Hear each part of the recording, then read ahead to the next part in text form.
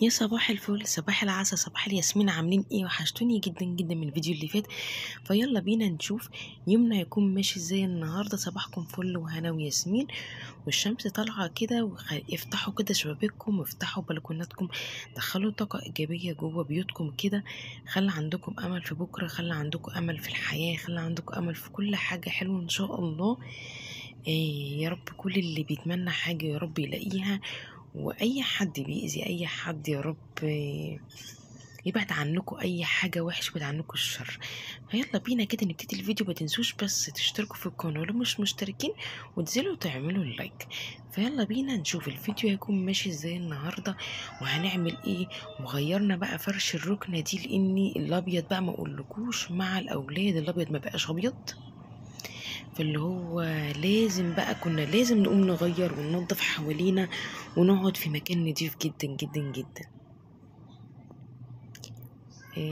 كل سنة وانتم طيبين. خلاص الشتا داخل علينا، فاللي هو عايزين بقى نشوف، عايزين ننزل بقى نعمل شوبنج كده ونجيب مشتريات الشتا. نشوف هنجيب ايه، هنعمل ايه، لان بيقولوا لنا السنة دي الشتا عندنا هيجي صعب اوي. فمش عارفة هيجي فعلا صعب عندنا ولا لا. فالايام الجايه هتثبت لنا، والايام الجايه هنشوف هنعمل ايه.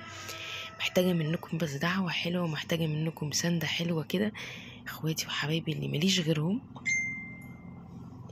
علشان انتوا عارفين يعني كل انسان لازم يبقى كده في وقت كده بيعدي عليه، لازم بيبقى في ايه حاجات كده. فكل حاجه هتفهموها بعدين، فخلي كل حاجة في وقتها. بس محتاجة منكم دعوة حلوة، يبعد عني اي تحديثات من اليوتيوب، يبعد عني اي حاجة، علشان القناة تكبر كده، واخلي شركة تمسكها ان شاء الله ان شاء الله وتكبر بس كده، ومش هتكبر غير بيكم. فانا محتاجة منكم تشجعوني، تعملوا لايكات، تشتركوا في القناة، وتكتبوا لي كومنتات حلوة، تدعوا لي دعوة حلوة. وعايزين نشوف هنعمل النهاردة غدا ايه واكل ايه.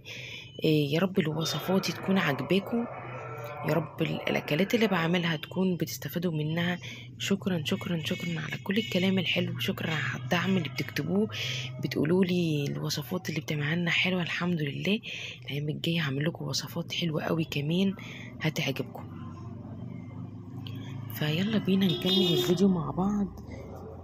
ودينا غيرنا اول ركنه. بصوا الركنه سهله جدا وما فيهاش اي حاجه. انا عندي الركنه حلوه قوي والمكان واسع، يعني اللي هو اقف براحتي، افرش براحتي. المكان كويس يعني مش ضيق.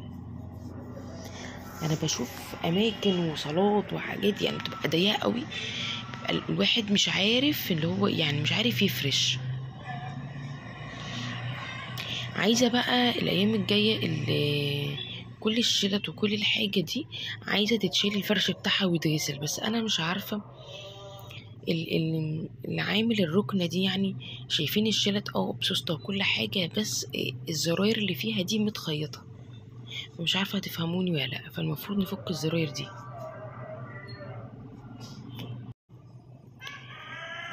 يا رب كده ان شاء الله ان شاء الله.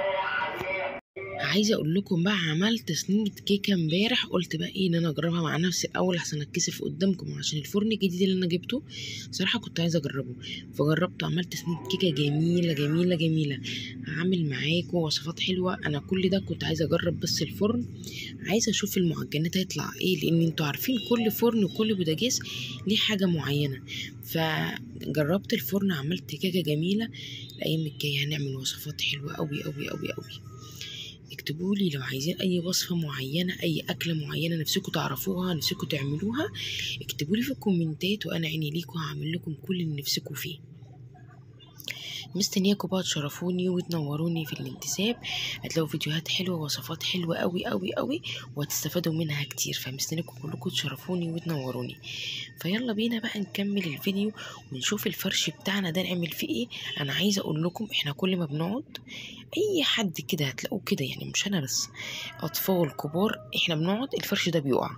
بفضل طول النهار افرش فيه، نفرش فيه ونقعد ويقع وحاجات كده.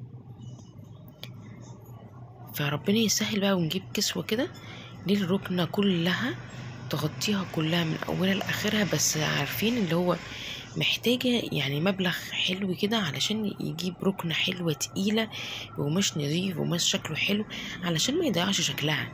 الواحد ما يجيبش حاجة حلوة ويجي على حاجة بسيطة يروح مضيع شكلها، عارفين بتبقى حاجة رخمة قوي.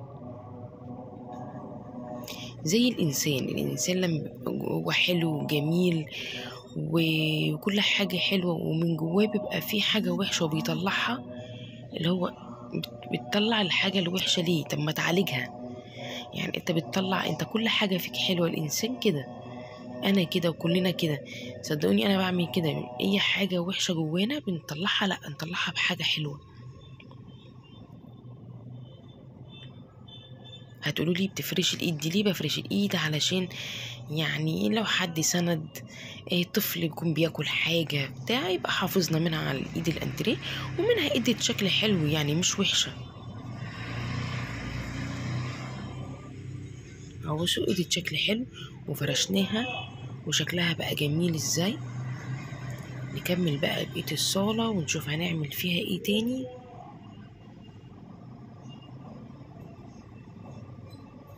هنا كانت البلكونة، كنت لازم اشيل كل التراب اللي موجود في البلكونة، لان البلكونة دي هي اللي بتدخل التراب على الصالة عندي. فخلي بالكم انتوا لو عندكم برضو بلكونة كده، ابدأوا اعملوا البلكونة الاول وكنسوها ومسحوها ونضفوها، لان لو عندكم اطفال، احنا يا كبار داخلين طالعين داخلين طالعين، فبتدخلوا التراب من هنا لهنا فتبهدلوا الدنيا. فحاولوا لو عندكم بلكونه برضو تعملوها قبل ما تبتدوا. شوفوا هنعمل ايه. هنعمل غدا ايه النهارده؟ هتعملوا غدا ايه؟ اكتبولي في الكومنتات. ولو مش مشتركين في القناه اشتركوا، ولو مش عاملين لايك يا ريت تنزلوا تعملوا لايك.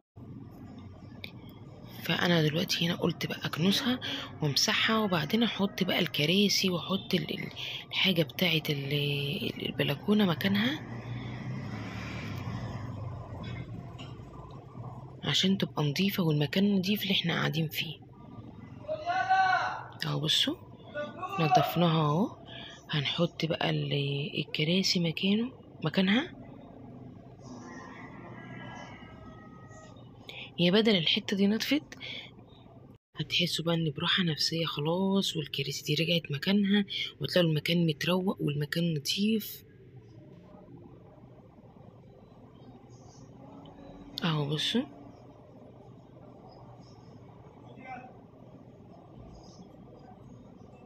المفروض كانت عندي ترابيزه هنا، بس الترابيزه كانت الناحيه التانية، حطيتها يعني بعد ما قفلت الفيديو نسيت ان انا احطها فحطيتها.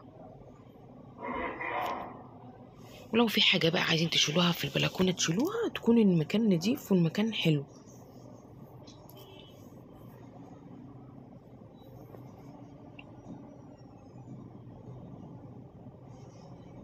هنا بقى، هنا كانت الهدوم دي كانت لازم بقى تتطبق ولسه شايلينها من على الحبل. انا بحب لما بشيل الهدوم من على الحبل بطبقها على طول عشان ما تتكسرش وما تبهدليش، يعني اللي هو ايه، نلبس هدوم متكسره، لاني بتبقى نظيفه وحلوه ومفروده وكده. فحاولوا الاول ما تشيلوها من على الحبل على طول تنشروا تطبقوها وتشيلوها على طول في الدولاب، وتحطوا بقى كل حاجه في مكانها بنظام كده، تعملوا نظام ليكوا. حطوا كل حاجه في مكانها كده.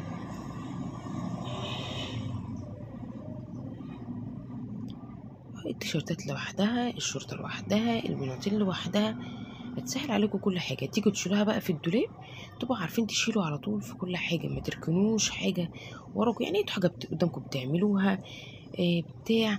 انا هنا بقى كنت بفكر اعمل غدا ايه، فاللي هو فكرت بقى وعملت لكم النهارده وصفه هتعجبكم جدا جدا جدا. خليكم كملوا معايا بقية الفيديو، ولو وصلتوا لغاية هنا لازم تعرفوا ان انا بشكركم جدا على محبتكم الكبيرة. انزلوا اعملوا لايك واشتركوا في القناة وكملوا معايا بقية الفيديو عشان تعرفوا هتغدينا ايه النهاردة وتروحوا تعملوا الغدا ده. يا رب وصفاتي تكون بتعجبكم وبتستفادوا منها.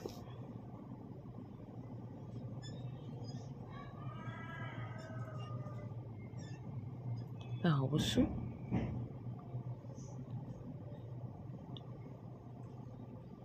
انا بشيل بقى كل حاجة في مكانها عشان يبقى مكان منظم، المكان نظيف، المكان جميل. تبقوا مرتاحين، قومي متكسليش، شوفي وراكي ايه، ويلا بينا بقى نشوف هنعمل غدا ايه النهارده. يا ترى هنعمل ايه؟ ويلا نشوف اكلتنا هتكون ايه النهارده. عملنا احلى اكلة كرنب، محشي كرنب. طبعا محدش يختلف عليه ومحدش يقول ما بيحبهوش. وطبعا زي ما احنا عارفين احنا عندنا حاجات كتير نقدر نعملها محشي، بتنجان، كوسة، فلفل. ده الكلام ده اللي موجود هنا في مصر او القاهرة. انا بقى عايزة اعرف عندكم بقى بتعملوا محشي ايه وانواع ايه، ويعني خضار ايه اللي بتعملوا بيه. احنا جبنا هنا ورق الكرنب وبنسلقه في ميه وكمون، ميه مغليه وكمون وشويه ملح صغيرين، نحطه لغايه الورق ما يدبل شويه ونشيله. هنا بقى بنعمل الصلصه او الرز بتاعنا اللي هنحشي بيه بقى الكرنب. حطينا سمنه، زيت، وحطينا حلوه بقى يعني ايه، بصلتين كبار حلوين كده، وضربناهم في الكبة ونقعد نقلب فيهم. يعني انا عايزاهم يصفروا مش يحمروا، يعني اللي هو مش الحمار اللي هو جامد. ونكون عصرين بقى طماطم ونحط عليها البصل زي ما احنا شايفين كده. توابلكم بقى الحلوة الجميلة اللي انتم متعودين عليها وبتحطوها دي. شوربة خضار احنا بنحطها اهو. هنا بقى هقول لكم التقطيع بتقطعوه ازاي. بتشيلوا الحته اللي موجوده فوق دي وبعدين تلفوه كده وتروحوا قطعينه بالسكينه من النص. هيطلع معاكم بعد كده لما تيجوا تحشوا بقى بايديكم تقطعوا حته ورقه، حته حته على قد ما انتم متعودين ان انتوا تحشوا. يعني في ناس بتحب تكون المحشي بيبقى صباع المحشي كبير او صباع المحشي صغير، يعني حسب الطول اللي انتوا بتحبوه. بصوا انا هنا بحب اعمله متوسط، ولا كبير ولا صغير. اهو نقطع الحته اللي فوق ونلفه ونقطع بالسكينه بقى على 2 على 3 حسب طول الورقه. بصوا اهو هنعمل كل كرنبايه كده. طبعا انتوا حابين تعملوا نوع تاني او خضار تاني معاه عادي نعمل. انا عرفتكم الطريقه وانتوا بقى براحتكم. عايزين بقى تجيبوا بتنجان، عايزين تجيبوا فلفل، عايزين تجيبوا كوسه، يا دوبك بتقوروها وتعملوا نفس الخلطه هنا هي كلها واحد. وعايزه اقول لكم حاجه تاني، انا بحب اعمله سبايسي بيبقى طعمه حلو قوي. بس طبعا اللي عنده اطفال ما يعملوش سبايسي اكيد يعني. اهو الكميه كلها قطعناها وعملناها. وادي الصلصه اهي، معلش البخار عمل في الكاميرا. لغايه اما اتسبكت خالص، يعني اتسبكت كل الميه اللي كانت في الطماطم طلعت واتبخرت اهو. التوابل الحلوه بتاعتنا كمون، ملح، فلفل اسمر، كزبره، اي توابل انتوا طبعا بتحطوها تحطوها، توابل محشي اي حاجه، وملح اكيد. حطينا التوابل بتاعتنا كلها اهي لما الطماطم بتاعتنا اتسبكت اهو. بصوا نقلب بقى كل ده ببعض، خلي الطماطم تشرب من كل التتبيله اللي موجوده. عايزين تزودوا شويه ملح زودوا براحتكم، دي حريه شخصيه ليكم.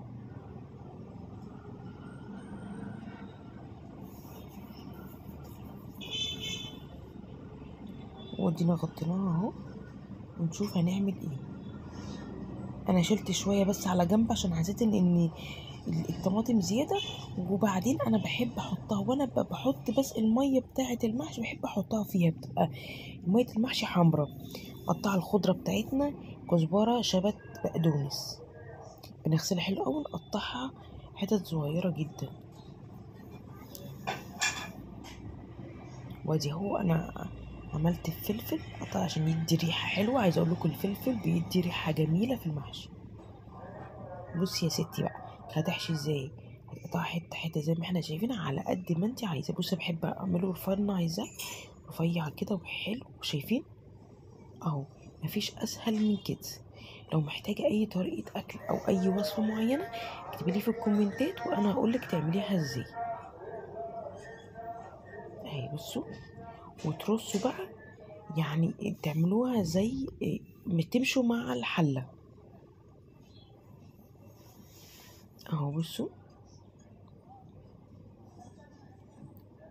شايفين بحشي ازاي؟ بحط الرز واحشي من اي ناحية بقى، بس انا بحب اعمل تحت الورق الاخضر عشان الورق الاخضر هو بيستحمل سوا شوية عن الورق الفاتح. الورق الغامق بنعمله تحت الاول وبعدين بنعمل الورق الفاتح من فوق اهو. بصوا